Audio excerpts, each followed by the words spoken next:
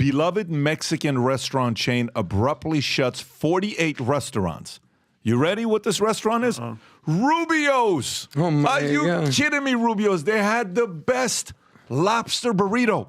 Oh, my gosh, I missed that lobster burrito. They had a lawsuit, by the way. They had to stop the lobster burrito. I stopped going there. What happened? Can you type in, Rob? Type in Rubio lobster burrito lawsuit. Something happened with the lobster burrito, and then I stopped going there. But let's read it. Rubio's a beloved Mexican restaurant chain is shutting down 48 locations, citing the rising cost of doing business. A spokesperson stated, while painful, the store closures are a necessary step in our strategic long-term plan to position Rubio for success for years to come. The closure comes after California implemented a $20 an hour minimum wage for fast food workers on April 1st. Economics professor Alan Ginn noted they are going to really be hit hard by this increase in the minimum wage. They've been having financial difficulties for a long time, UCLA economist Brian Wheaton added, and increasing costs may be the thing that pushes these fast food chains over the edge. Rubio's, famous for its fish tacos. It was delicious, Vinny. I've never been to Rubio's. Okay. So introduced by founder Ralph Rubio, once operated around 200 restaurants, but faced significant challenges during the pandemic. Guys, this one, for some of you guys that don't live in California, you're like, who the hell is Rubio? Are we talking about Marco Rubio? Yeah. This is a different Rubio, folks. Tom, your thoughts on the story?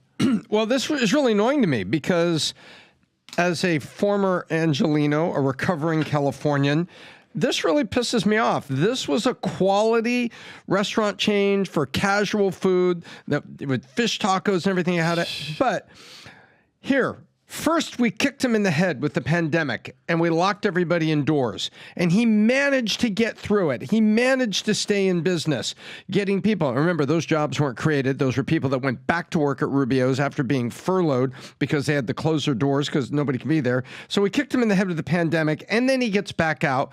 And then Gavin Newsom kicks him in the nuts with a $20 an hour minimum wage. How long can an entrepreneur take it in the state of California?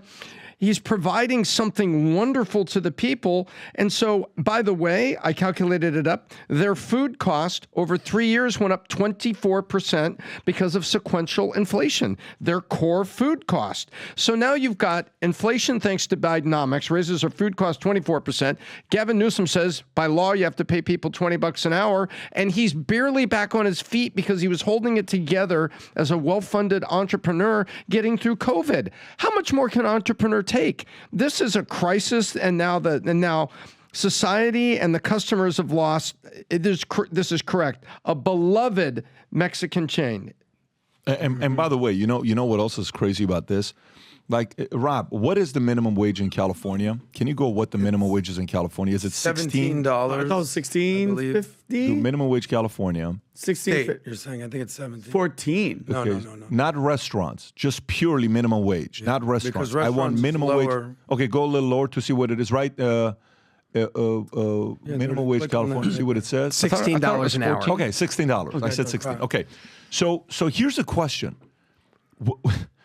Where do most new people, like youngest people, when they get their first job, what institution is their Fast first? food, They're in the fast food service restaurant, industry. They're I in work retail. fast food. Yeah. You work at a store at the I mall. don't understand the logic behind this. So why pay? So let me get this straight. $16 is the minimum wage for all employees in California that do any job. Anything. Yes. Okay. Yet the institution that most of us as our first, my first job was Haagen-Dazs. Yes. My second job was Burger King. My third job was Bob's Big Boy, an upgrade. I got a 50-cent raise. Bob's Big Boy, I was a freaking killer boss. In North Hollywood? No, Bob's Big Boy off of Glen Oaks and Gotcha. Burbank. Gotcha. So what's the point here? So Burger King, fast food. You guys worked with? Did you work at a fast food joint or no? Where did you work at? I worked at the YMCA, and no fast food. Did you work at fast food? I did a stint at a grocery store as a kid, 15 years old. Did you work at a restaurant or no? Oh, then I worked at a restaurant. What restaurant? It's called the Cork and Cleaver. It was right in Boca Raton. It was a little steakhouse. But it was, steakhouse type of place? Topless top? yeah. Okay, so where'd you work? Yeah, I the did Buzzard Nuggets? food delivery when I was in college at Florida State. I worked at a wing restaurant at Florida State with all the hot chicks. Okay, so Yeah, Obviously. all the money. So Bob's Big Boy, Burger King. So why would you make the minimum wage to the institution that attracts the youngest, most inexperienced people to be 25% higher than any other job. The only reason, actually ask this question logically. Don't ask it logically. The only reason, because who's celebrating right now? Who's celebrating right now? Think about it from this standpoint. So what happens when somebody is sitting there saying 48 stores closed? How many people were they getting to go to these Rubios of 48 stores? Let's do the math. How many thousands of people ate at these Rubio stores per month? Okay, can we? What is the average amount of people that come to a fast food joint? Rob, can you Google what is the average number of customers that go to a fast food joint? You know, you go on lunchtime. Average you stand age in or line. average number? No, number of people every day. What is foot traffic every day? We learned recently that fast food is now a luxury. Remember we covered that the other day? I get that, but what do you think the number is per day, Tom? If we were to make a number up, okay, what is the average number people. I think it's more than 100 people a day. Like a Ruby Tuesdays or something, a right? day or during lunchtime? I'm talking Burger King, McDonald's, Oh, Rubio. 500 people. No way, way more. Like just the one Per over here day. commercial. I'll say 700 Okay, to 800 how about people. we- Adam, all day lunch. Boom, boom, boom. Okay, boom. let's do this. Let's say Drive-through? 500. Let's say 400 people a day. Okay. 400 people a day times 48. That's roughly 24,000. It's 24,200, I think. Rob, can you do 400 times 48? See what that is? I think it's not. It's 18,000, 19,200, I think. Okay, 48 times 400. So what's 48 times 400? 19,200. 19,200. That's per day. What's 19,200 times 30? 19,200 times 30 is, what's the number? 576,000. That's 576 times a customer walked into these 48 Rubios. So do you think these 576,000 people are all of a sudden going to say, that's it, Rubio's out of business, we're no longer eating? No. They're going to go where? Somewhere else. So Rubio's going out of business benefits someone else that's going to get those 576,000 people going to their shop. So does this mean this is happening to benefit the bigger businesses that can afford it? I don't understand. There is zero logic in Newsom's idea to raise the lowest skilled people, raise their salaries by 25%. You don't do that. Unless he's trying to get the votes for people 16 to 23 years old. Oh, wait. Oh, yeah. They don't vote, though. Tom, they don't vote. They don't go to the voter. These are not people that are voting. I don't think that's a community that's voting. I just don't. I think it's a pathetic idea. I think if we thought we saw mass exodus out of California, I'm telling you, I think there's going to be a whole different layer of people that are running businesses that are going to be fed up. These are people that had savings that are going to sit around saying, I'm done with this. I'm out of here. I can't do this anymore. And imagine that guy running the country with that economic prowess. He's going to ruin everything. Imagine that guy. I got a few weird messages. Watch, Jen's texting me right now because, babe, you remember we used to go to Rubio's. You remember we used to go to Rubio's off of that Encino, it was off of Ventura. It was awesome. It was my lobster roll. Right near Johnny Rockets. Yes. I used to go there all the flipping time when I was broke. And did you see the lawsuit? They were putting Langostino in there instead of lobster and they got sued. Is that what it was? They're still good. They're like babies. Look at that. They were, instead of burritos or stuff, they were stuff with Langostino. Watch this. Look what year it is. I just told you 2002, 2003, 2004. I stopped going in 05 after this lawsuit. You see that? You knew it. You knew it. So apparently I ate a bunch of Langostino. well, PPD, we all know these days. I'm heartbroken. Rubio, you broke my heart, Rubio. Come on, Rubio. Marco Rubio. We all know that if you're eating lobster roll these days, you don't no longer need Rubios, baby. Yeah. You got the lobster rolls in what city and what the most expensive place on the planet? Monaco. In Monaco. This guy's getting Yes. $50 euro lobster rolls. but let me tell you. here's some math for you real quick, because you had Rubios out in California. Shout out to Marco Rubio here in Miami. In Miami, we got Padrinos. How do you make that link? We got Padrinos Cuban. You get the Mexicans out there. We get the Cubans out here. Shout out to the Padrinos. Great, best Cuban food in Miami. But here's the point. California There's has a point. Holy math problem. crap. Relax, princess. You're interrupting as always. California has a math problem. So what's the Just minimum like you. wage in California? $16. What's the minimum wage in Florida? $12. But you talk about these restaurants, you talk about tipped workers. Tipped workers, I think the minimum wage, minimum wage in Florida, $12. Tipped workers are only entitled to $9 because you get tips.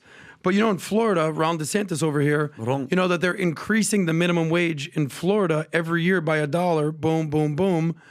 Until there it is right there, until 2026, until it gets to $15. Okay.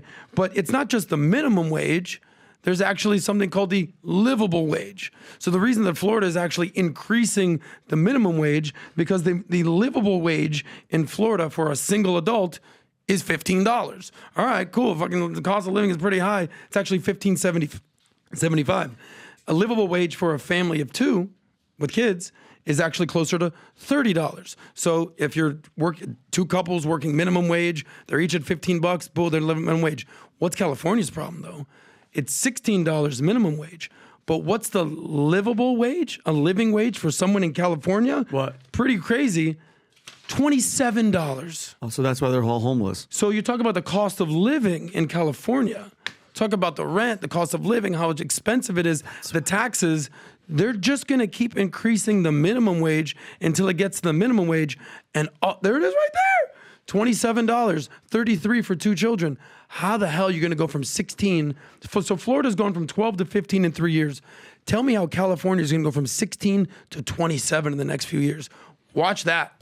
Not going to happen. It's not going to be good for California. No, it's not. If there's ever been a time for you to find ways to get better strategies to recreate yourself so you can take your business to the next level in 2024, 2025, this is the time, because AI's speed of advancement is accelerating at pace that most people are not going to be able to follow unless if you're going out there getting these tactics and strategies from others. This is why once a year I host a conference called the Vault Conference. And this year we're doing it at Palm Beach Convention Center for 3.5 days. We go through a 200-page manual where you're filling in. You have case studies with other people you're doing case studies with on different issues that people are going through today. You got nearly 10,000 people in the room for you to network with, business partnerships, contacts with from 60-plus countries, 180 different industries. And we'll have this going on at the Vault Conference in Palm Beach first week of September. And I've invited Dwayne Johnson. Dwayne Johnson will be there. This is the first time I'll be interviewing him publicly for 90 minutes. Some may get a chance to meet him backstage as well. Our whole crew will be there. We have a bunch of different surprises that we'll be making at the Vault Conference. But if you're somebody that's watching this and you're saying, wait a minute, all these people are making more money than ever before. Why is wealth increasing for the wealthy more than it's increasing for middle and low income or maybe even upper class? Because they're getting the strategies and others are not. Because they're really realizing how to use the tools and others are not leveraging it. My biggest challenge to you is, if you're married, you and your wife. Last year, we had hundreds of couples attend the event together. Bring your wife, bring your husband, bring your business partner. We've got a group of people that are competing to have 50, 100 people event because we'll be recognizing people that have the most representation from their companies on stage. This is an event I'd love for you to attend.